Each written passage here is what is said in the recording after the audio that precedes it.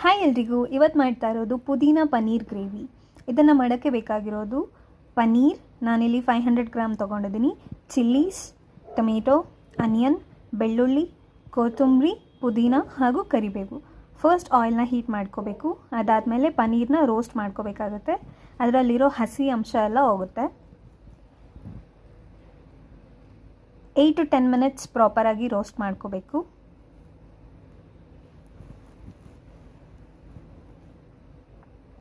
ಅದಾದಮೇಲೆ ಈಗ ನಾನು ಹೇಳಿರೋ ಅಂಥ ವೆಜಿಟೇಬಲ್ಸ್ನೆಲ್ಲ ಮಿಕ್ಸಿಲಿ ಹಾಕ್ಕೊಂಡು ಪ್ಯೂರೆ ಮಾಡ್ಕೋಬೇಕು. ರೋಸ್ಟ್ ಆಗಿರೋ ಪನ್ನೀರನ್ನ ತೆಕ್ಕೊಂಡು ಮತ್ತೆ ಆಯಿಲ್ ಹೀಟ್ ಮಾಡಿಕೊಂಡು ಸಾಸಿವೆ ಜೀರಿಗೆ ಹಾಕಿ ನಾವು ಮಾಡ್ಕೊಂಡಿರ್ತೀವಲ್ಲ ಪ್ಯೂರೆನ, ಅದನ್ನು ಹಾಕಬೇಕಾಗುತ್ತೆ. ಅದ್ರ ಜೊತೆಗೆ ಸ್ವಲ್ಪ ಗರಂ ಮಸಾಲ, ಪನ್ನೀರ್ ಮಸಾಲ ಹಾಗೂ ಉಪ್ಪು. ಈಗ ರೋಸ್ಟ್ ಮಾಡಿ ಸೈಡ್ಗೆ ಇಟ್ಕೊಂಡಿರ್ತೀವಲ್ಲ ಆ ಪನ್ನೀರನ್ನ ಗ್ರೇವಿ ಒಳಗಡೆ ಹಾಕ್ಕೋಬೇಕು. ಕೊರಿಯಾಂಡರಿಂದ ಸರ್ವ್ ಮಾಡ್ಕೋಬೋದು. ತುಂಬಾ ಚೆನ್ನಾಗಿರುತ್ತೆ. Thank you.